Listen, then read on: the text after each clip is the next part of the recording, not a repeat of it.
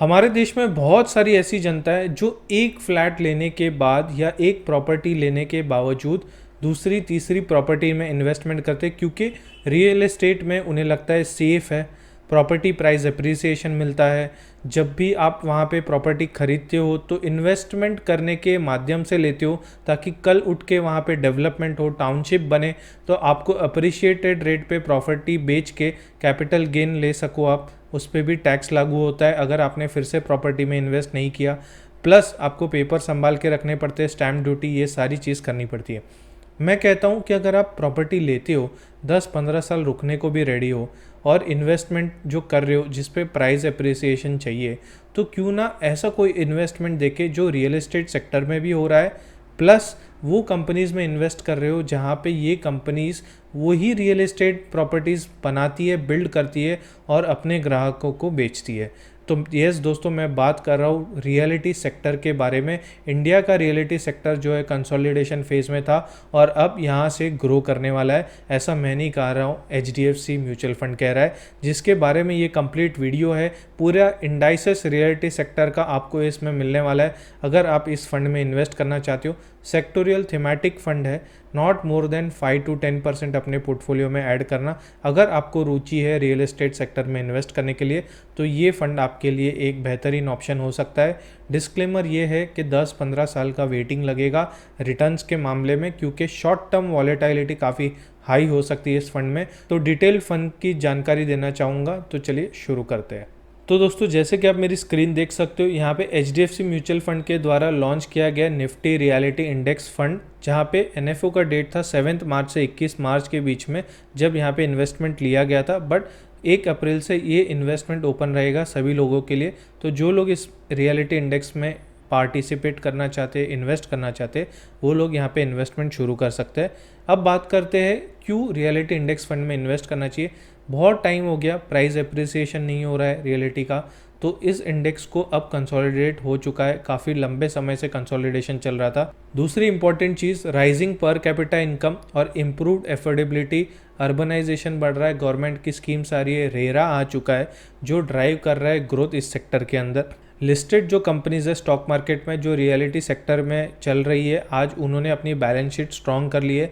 6-7 सालों में profitability matrix सुधार लिए, इनके जो NPAs है वो काफ़ी कम हो चुके हैं और इसकी वजह से इस सेक्टर में अब कंसोलिडेशन हो चुका है। अब इन्वेस्टर्स अगर रियलिटी सेक्टर में इन्वेस्ट करना चाहते तो ये सबसे पहला HDFC Nifty reality index fund है जो पूरे म्यूचुअल फंड के यूनिवर्स में केटर कर रहा है रियलिटी इंडेक्स को। अब बात करते हैं कि कैसे इसमें इन्वेस्टमेंट कर सकते हैं और क्या इसके फ़ायदे हैं। तो सबसे पहले लॉन्ग टर्म स्टोरी है। आप अगर इस इंडेक्स में इन्वेस्ट कर रहे हो तो आप देख सकते हो यहाँ पे कि अगर आज रियलिटी इंडेक्स जो है 5.8 ट्रिलियन का हो सकता है 2047 में, जो कि सिर्फ 0.5 ट्रिलियन का है 2022 के डेटा के हिसाब से, जो कंट्रीब्यूट करेगा 15.5% इंडिया के GDP ग्रोथ को, और एग्जिस्टिंग शेयर जो है सिर्फ 7.3% का है। यहाँ पे आप ये ग्राफ देख सकते हो किस तरह से रियलिटी इंडेक्स जो है ग्रो करते हुए दिख रहा है। यहाँ पे करंट सिचुएशन क्या है आप देख सकते हो, कंपेयर करोगे चाइना से तो 2020-2030 का डेटा है इंडिया का, प्लस चाइना का 2005 और 2015 का डेटा है। क्योंकि China is considered 10 years ahead of India, तो GDP के मामले में आप यहाँ पे देख सकते हो इंडिया का GDP 2020 में 2.6 था, 2030 में 8 का एक्सपेक्टेशन है, 2005 में चाइना का GDP 2.3 था, 2015 में 11। वही अर्बनाइजेशन परसेंटेज की बात करें तो यहाँ पे 35 था इंडिया का, 2030 में 50% होने वाला है। चाइना का 43% था 2005 में, 2015 में 54%। तो यहाँ पे अगर आप कंपैरिजन करें तो इंडिया और चाइना में कुछ सिमिलैरिटीज़ देखने को मिलेगी, जहाँ पे real estate market size India का आज सिर्फ $200 बिलियन का है, वहीं 2030 में $1000 बिलियन का हो सकता है, 5 गुना मैं बात कर रहा हूँ। वहीं चाइना का 2005 में भी करीबन $200 बिलियन का था, आज $1500 बिलियन का हो चुका है।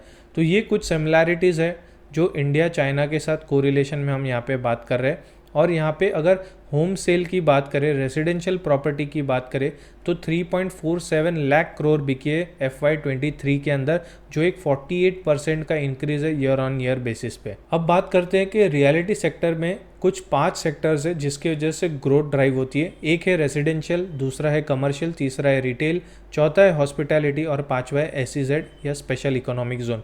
अब रेजिडेंशियल प्रॉपर्टीज़ क्यों बिकती है? सबसे पहले रेरा का बूस्ट आया और इंटरेस्ट रेट काफ़ी डिक्लाइन हुए थे कोविड के टाइम, जिसकी वजह से ये बूस्ट देखने को मिला। कमर्शियल प्रॉपर्टीज़ में IT, BFSI, कंसल्टिंग और मैन्युफैक्चरिंग जैसे जो इंडस्ट्रीज़ है वो ड्राइव करे। रिटेल सेक्टर की बात करें तो 30 से नीचे के जो लोग हैं वो ज़्यादा करके ब्रांड्स खरीदना पसंद करती है, जो कि कमर्शियल प्रॉपर्टीज़ जैसे मॉल्स हो गए, बिग सिनेमा थिएटर्स हो गए, वो यूज़ करते हैं ये जनरेशन, और जिसकी वजह से उसमें भी डिमांड देखने को मिल रही है। हॉस्पिटैलिटी सेक्टर की बात करें तो टूरिज़्म इंडस्ट्री डोमेस्टिकली काफ़ी ग्रो कर रही है इंडिया के अंदर, और वहाँ पे होटल्स, आपके सर्विस अपार्टमेंट्स बढ़ते हुए दिख रहे, तो वहाँ पे हॉस्पिटैलिटी सेक्टर भी ग्रो करते हुए दिख रहा है। और SEZ की बात करें तो 100% FDI ने परमिट कर रखा है। SEZ जोन जो है वहाँ पे residential areas, supermarkets, playground, clubs, recreational centres सब कुछ बन रहा है। अब बात करते हैं पर कैपिटा GD किस तरह से ग्रो हो रहा है इंडिया में। तो आप यहाँ पे देख सकते हो ग्राफ 1980 से 2030 या 2029 तक का ग्राफ है, जो एक्सपोनेंशियली ग्रो होते हुए दिख रहा है USD के मामले में। वही अगर आप बात करें हाई इनकम अर्नर्स की तो 2005 में 70% लोग लो इनकम में रहते थे, 2018 में लो मिड इनकम में 43%, उसके बाद आप देख सकते हो 2030 में सिर्फ 15% लोग लो या मिड इनकम में रहने वाले, और उसके बाद 2047 में आप देखोगे हाई इनकम रेशियो जो है या अपर मिड इनकम रेशियो जो है वो काफ़ी बढ़ते हुए दिख रहा है। तो 2030 से ये बूम शुरू हो जाएगा। 2018 में भी आप देख सकते हो 33% लो मिड इनकम में है, जिसकी वजह से प्रॉपर्टी की ग्रोथ देखने को मिले। इसका मतलब एक के बदले आज 2 लोग कमा रहे हैं, और जिसकी वजह से एफोर्डेबिलिटी बढ़ जाती है क्योंकि परचेस पावर बढ़ गई है।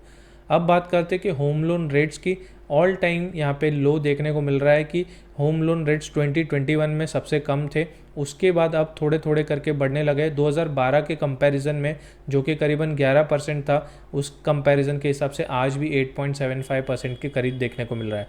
अब एफोर्डेबिलिटी इंप्रूव हो रही है, जिसकी वजह से सेल बढ़ रही है। ये सिंपल एक लॉजिक था इस स्लाइड का। अब ट्रेंड की बात करते हैं। अर्बनाइजेशन जिस तरह से बढ़ते हुए जा रहा है इन टर्म्स ऑफ परसेंटेजेस, आज 36% के करीब आते हुए दिख रहा है हमको। वही अर्बन पॉपुलेशन भी बढ़ते हुए दिख रही है, तो हाउसिंग डिमांड बढ़ते हुए दिख रहा है हमें। अब कुछ गवर्नमेंट के की इनिशिएटिव्स के बारे में बात करते हैं। प्रधानमंत्री आवास योजना यहाँ पे हाउसिंग फॉर ऑल 2022 में घोषित की गई थी। यहाँ पे 79,000 करोड़ का यहाँ पे बजट एलोकेट किया गया है, जहाँ पे लोगों को घर दिया जाएगा। 66% इंक्रीज़ है ये कंपेयर टू लास्ट ईयर का जो बजट था, जहाँ पे गवर्नमेंट FDI ने 100% टाउनशिप ओन करके उसे डेवलप करने का वादा किया है, सेटलमेंट करने का, इस प्रोजेक्ट्स का डेवलपमेंट करने का वादा किया है। अब बात करते इनिशिएटिव्स और क्या लिए गए। होम बायर्स को सब्सिडरी मिलेगी, जो बेनामी ट्रांजैक्शन एक्ट है उसके मुताबिक जो लोगों के पास घर नहीं है उन्हें ये फ़ायदा लाभ मिल सकता है। प्लस पॉजिटिव इम्पैक्ट आने वाला है रियल एस्टेट सेक्टर में। 2016 का जो रेरा का एक्ट है उसमें क्लियरली मेंशन्ड है, कोई भी प्रोजेक्ट जो है कंप्लीट होगा तो state real estate regulatory authority उसे कंप्लीट घोषित करेगी, उसके बाद ही ये प्रोजेक्ट मार्केट किया जा सकता है। सेपरेट एस्क्रो अकाउंट मेंटेन करना पड़ेगा ये रियल एस्टेट कंपनीज या डेवलपर्स को, जब जाके ये जो मनी है सिक्योर रहेगा, क्योंकि ये दूसरे प्रोजेक्ट्स में इस पैसे को यूज़ नहीं कर सकते। उस पैसे से सिर्फ उस पैसे के वेंडर्स को पेमेंट की जाएगी और उस पैसे से इन ही प्रोजेक्ट पे काम किया जाएगा, इन्हीं प्रोजेक्ट को डेवलप किया जाएगा। तो आप इस पैसे को अगले प्रोजेक्ट्स में यूज़ नहीं कर सकते हो। तो इससे एक सिक्योरिटी रहेगी, जो भी होम परचेस करे उन्हें बेनिफिट मिलेगा, ताकि इनका पैसा इन्हीं के प्रोजेक्ट में लग रहा है। अब बायर एड्रेसल मैकेनिज्म बनाया गया है, जहाँ पे potential refund with interest and compensation in case of building delay हो रही, तब इसका भी बेनिफिट आपको मिलेगा। अब यहाँ पे एक ग्राफ देख सकते हो सेल्स और न्यू लॉन्चेस का। न्यू लॉन्चेस बढ़ते ही जा रहे हैं और सेल भी उसके साथ बढ़ते जा रहा है। ये 2020 के बाद का आप ग्राफ देखिए किस तरह से एक्सपोनेंशियली बढ़ते हुए जा रहा है, और उसके पहले थोड़ा डिक्लाइनिंग मार्केट और कंसोलिडेशन मार्केट था। इसका मतलब हाउसिंग डिमांड तो ऑल टाइम यहाँ पे हाई पे देखने को मिला है। यही इन्वेंट्री लेवल की बात करें तो डिक्लाइन देखने को मिल रहा है हमें। सब सिटीज़ जो है मेजरली कवर की गई है यहाँ पे, जहाँ पे आज के टाइम पे वैकेंसी ऑफ फ्लैट्स काफ़ी कम हुई है, मतलब हाउसेस ज़्यादा ही बिक रहे, फ्लैट्स बिक रहे, आपके विलास बिक रहे, और हाउस प्राइसिंग का जो ग्राफ है वो आप यहाँ पे देख सकते हो किस तरह से रिकवर करते हुए दिखा है। अच्छे दाम पे, रेट्स पे आज के टाइम पे फ्लैट्स बिक रहे हैं। अब डिमांड क्यों इतनी स्ट्रॉन्ग है? Office space post Covid commercial property में जो है बढ़ने लगा है। आज लोग फिर से रिज्यूम कर रहे हैं कोविड के बाद और ऑफिस में आना शुरू कर दिए, जिसके वजह से कमर्शियल प्रॉपर्टी का भी काफ़ी डिमांड देखने को मिला है। और मॉल डिमांड जो है वो भी बढ़ते हुए जा रहा है, क्योंकि काफ़ी नए ब्रांड्स आ रहे हैं, यूनिक ब्रांड्स बन रहे हैं इंडिया में। Generation alpha, generation Y, generation Z जो है वो ब्रांड्स प्रीफर करती है, क्योंकि पर कैपिटा इनकम आज बढ़ चुकी है लोगों की, वो अच्छा ही खरीदना चाहती है।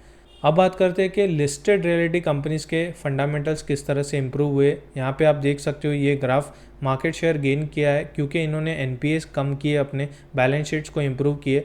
और एक और यहाँ पे चार्ट है जहाँ पे लग्जरी होम की डिमांड बढ़ते हुए दिख रही है, मतलब 50 लाख से 1 करोड़ का जो वैल्यू है घर का, वो इजीली आज आदमी एफोर्ड कर पा रहा है लोन्स लेके।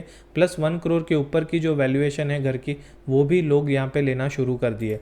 तो ये एक बहुत अच्छी डिमांड है, हाई वैल्यूएशन पे लोन बिक रहे और घर भी बिक रहे हैं, दोनों चीज़ें साथों में चल रही है। बैंक के लिए भी फ़ायदा है और रियल एस्टेट कंपनीज़ के लिए भी फ़ायदा है। अब यहाँ पे आप देख सकते हो किस तरह से रियलिटी का जो सेक्टर है उसमें डेट टू एसेट रेशियो कम होते हुए दिखा है, प्लस नेट प्रॉफिट मार्जिन जो है वो फिर से रिकवर करते हुए दिखा है 2020 के बाद। अब यहाँ पे बात करते हैं प्राइस टू बुक रेशियो की, जो ऑल टाइम हाई पे है आज के तारीख पे। बट यहाँ पे कंसोलिडेशन फेज़ आया था 2023 में, जहाँ पे फेब 23 से लेके अगस्त 23 तक काफ़ी कंसोलिडेशन हुआ था। आज के टाइम पे पीक पे है प्राइस टू बुक रेशियो। तो वैल्यूएशन जो है इंडस्ट्री का काफ़ी इम्प्रूवड है, कंपनीज़ काफ़ी बैलेंस शीट अच्छा मेंटेन कर रही है। तो ये एक चांस बनता है कि अगर आपको इन्वेस्ट करना है निफ्टी रियलिटी इंडेक्स सेक्टर में, तो यहाँ पे कंपनीज़ लिस्टेड है DLF, Macrotech developers, Godrej properties, Phoenix mills, Oberoi, Brigade, Sobha, Mahindra life space developers. ये सारी कंपनीज़ में आप हिस्सेदारी ले सकते हो सिर्फ इस इंडेक्स फंड में इन्वेस्ट करके, जहाँ पे आप देख सकते हो 33% कैप है एक स्टॉक में, इससे ज़्यादा इन्वेस्टमेंट नहीं होगा। टॉप 3 स्टॉक्स मिला के 62% हो सकता है। अब यहाँ पे आप देख सकते हो किस तरह से इस फंड्स ने रिटर्न दिए, उसके बारे में बात करेंगे। तो यहाँ पे वॉलेटिलिटी रिड्यूस करने के लिए सिंपल है, रियलिटी इंडेक्स बनाए। एक स्टॉक में इन्वेस्ट करने से तो बेटर है कि पूरा बुफे ले लूँ मैं और रिस्क मिटिगेट करूँ। बट यहाँ पे रिटर्न्स के जैसे मैं बात कर रहा था, यहाँ पे देख सकते हो निफ्टी रियलिटी में लास्ट 1 ईयर में 132% का रिटर्न दिया है, 3 साल में 37% का, 5 साल में 32%, 10 साल में 20%, 15 साल में 12%, और सिंस इस इंसेप्शन 2006 से देखें तो 0.03%। उसी तरह से वॉलेटिलिटी की बात करें तो 20 से 30 से 40% तक की वॉलेटिलिटी देखने को मिल सकती है इस सेक्टर के अंदर जब भी आप इन्वेस्ट कर रहे हो। तो एसआईपी के अलावा लमसम तो इन्वेस्ट मत ही करना, और इन्वेस्टमेंट जो है 5 से 10% का पोर्टफोलियो आप इसमें कर सकते हो अगर आप रियल एस्टेट सेक्टर पे बुलिश हो तब। और वेटिंग टाइम तो आप देख ही सकते हो, 10 साल 5 साल के ऊपर लगता है रिटर्न्स प्राप्त करने के लिए इस सेक्टर के अंदर। और वॉलेटिलिटी भी काफ़ी हाई है, आपका फंड 20-25% गिर जाए तो आपको पता होना चाहिए कि ये नॉर्मल और आम बात है। तो दोस्तों आशा करता हूँ ये वीडियो आपके लिए काफ़ी हेल्पफुल रहा होगा, नॉलेजेबल रहा होगा। ऐसे ही वीडियोस के लिए चैनल को सब्सक्राइब करना मत भूलना। नीचे दिए हुए डिस्क्रिप्शन में लिंक से जाके आप अपने म्यूचुअल फंड इन्वेस्टमेंट और फाइनेंशियल प्लानिंग दोनों शुरू कर सकते हो, जहाँ पे हमारी टीम आपको कनेक्ट करेगी। मैं पर्सनली गाइड करूँगा किस तरह से अपनी इन्वेस्टमेंट्स बनानी है। आपको मॉडल पोर्टफोलियोज़ दिए हुए ऐप के अंदर, जहाँ पर जाके आप अपना इन्वेस्टमेंट ईजिली शुरू कर सकते हो। गाइडेंस पूरा मिलने वाला है। तो मिलेंगे नेक्स्ट वीडियो में। आप till take care, bye bye for now.